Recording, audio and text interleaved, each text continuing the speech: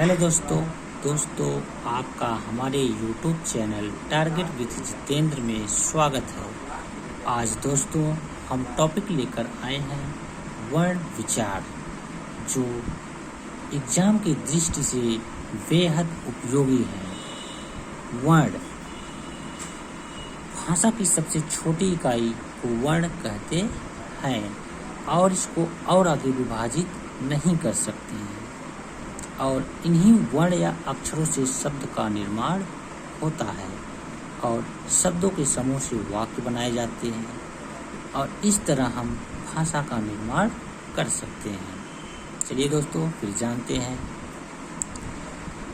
वर्ण को दो भागों में विभाजित किया गया है। एक तरफ है स्वर और दूसरी तरफ है व्यंजन। स्वर 11 होते हैं।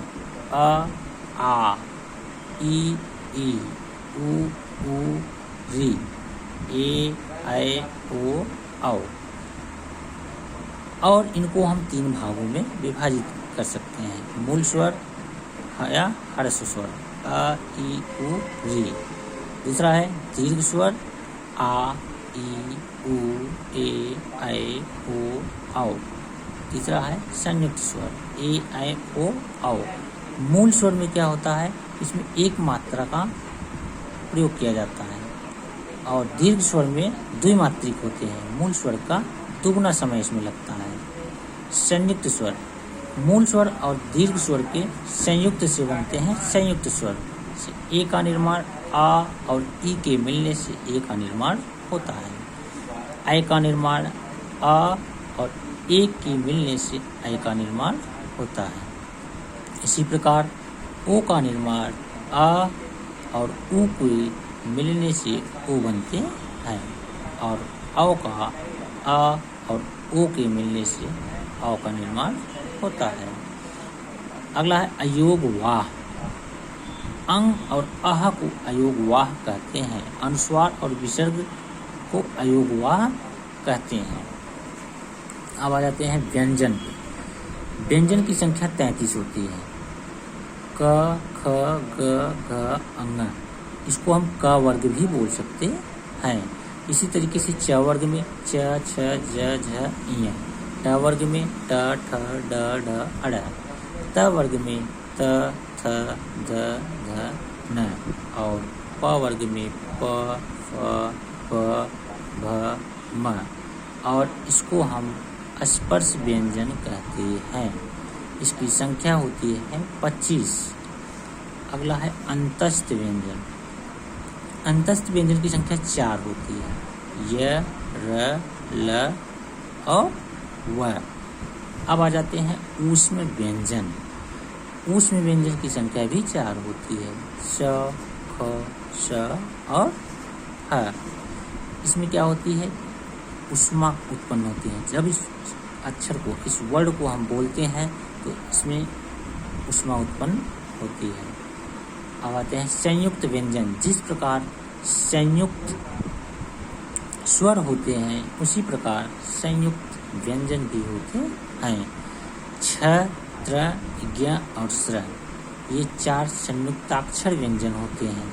छ का निर्माण क, और इस पे हलंत भी लगाएंगे दोस्तों। क हलंत धन मूर्धन्य से, इसके मिलने से छ का निर्माण होता है। अगला है त्र। त हलंत प्लस र। अगर हम र पे भी हलंत लगाएंगे तो प्लस अ लिखेंगे, तब ये जाके सही होगा। अगला है इज्ञ। ज हलंत धन इ। लास्ट है संयुक्ताक्षर स्र। श हलंत धन र। अब आ जाते हैं दोस्तों उच्छिष्ट व्यंजन। ड और ढ, ये 2 उच्छिष्ट व्यंजन होते हैं। अब आते हैं अल्प प्राण। अल्प प्राण वर्ग का पहला प्लस तीसरा प्लस पांचवा और सभी अंतस्थ प्लस सभी स्वर अल्प प्राण के अंतर्गत आते हैं। वर्ग का पहला, तीसरा, पांचवा से क्या संबंधित है? वर्ग का पहला ये वर्ग हो गए, क वर्ग, च वर्ग, ट वर्ग, त वर्ग, प वर्ग। तो ये वर्ग का जो पहला है क च ट त प, ये वर्ग का पहला हो गया। और ये वर्ग का तीसरा ग ज ड द ब, वर्ग का पांचवा अंग इ ड़ न म, ये अल्प प्राण के अंतर्गत आते हैं। सभी अंतस्थ य र ल व और सभी स्वर जो होते हैं अल्प प्राण के अंतर्गत आते हैं। दोस्तों, इसको याद करना थोड़ा कठिन हो सकता है, इसलिए हम एक ट्रिक लेके आए हैं।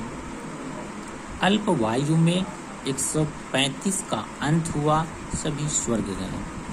अल्प आयु का अर्थ है कि कम समय में 135 लोगों का अंत हुआ और सभी स्वर्ग गए। 135 लोगों का मृत्यु हुई और सभी स्वर्ग गए। 135 का तात्पर्य है वर्ग का पहला वर्ण और वर्ग का तीसरा, वर्ग का पांचवा। ये हो गया वर्ग का पहला क च ट त प और वर्ग का तीसरा ग ज ड द प, वर्ग का पांचवा अंग इ ण न म। अंत का अर्थ होगा अंतस्थ व्यंजन और स्वर्ग का अर्थ हो जाएगा सभी स्वर्ग। इस प्रकार हमने ट्रिक अल्प आयु में 135 का अंत हुआ और सभी स्वर्ग गए। ये अल्प प्राण का ट्रिक हो गया। दूसरा है महाप्राण। जो अल्प प्राण में शेष रह गए वो महाप्राण में आ जाएंगे। वर्ग का दूसरा प्लस चौथा व्यंजन और सभी ऊष्म व्यंजन महाप्राण के अंतर्गत आते हैं। वर्ग का दूसरा हो जाएगा ख छ ठ थ फ और वर्ग का चौथा हो जाएगा घ झ ढ ध भ और सभी ऊष्म व्यंजन हो जाएंगे स ख स ह। ये महाप्राण के अंतर्गत आते हैं। अगला है घोष या सघोष। ये दोनों एक ही चीजें हैं। घोष वर्ण में क्या होता है, वर्ग का तीसरा प्लस चौथा प्लस पांचवा और सभी अंतस्थ और प्लस ह वर्ण आते हैं। इसके लिए ट्रिक बनाया गया है 345 का तात्पर्य है वर्ग का तीसरा, वर्ग का चौथा और वर्ग का पांचवा। 345 की घूस देते ही अंदर है। घूस का अर्थ है घोष, घूस का अर्थ है घोष। 345 की घूस देते ही अंदर का अर्थ है अंतस्थ, अंदर है, अंतस्थ व्यंजन और है, इनका घोष के अंतर्गत आते हैं। लास्ट है अघोष। जो घोष में शेष रह गए वो अघोष में आ जाएंगे। वर्ग का प्रथम और द्वितीय और तीनों स ख स, ये घोष के अंतर्गत आते हैं। दोस्तों, अगर आपको ये वीडियो पसंद आई तो प्लीज़ इसे लाइक और सब्सक्राइब कीजिए।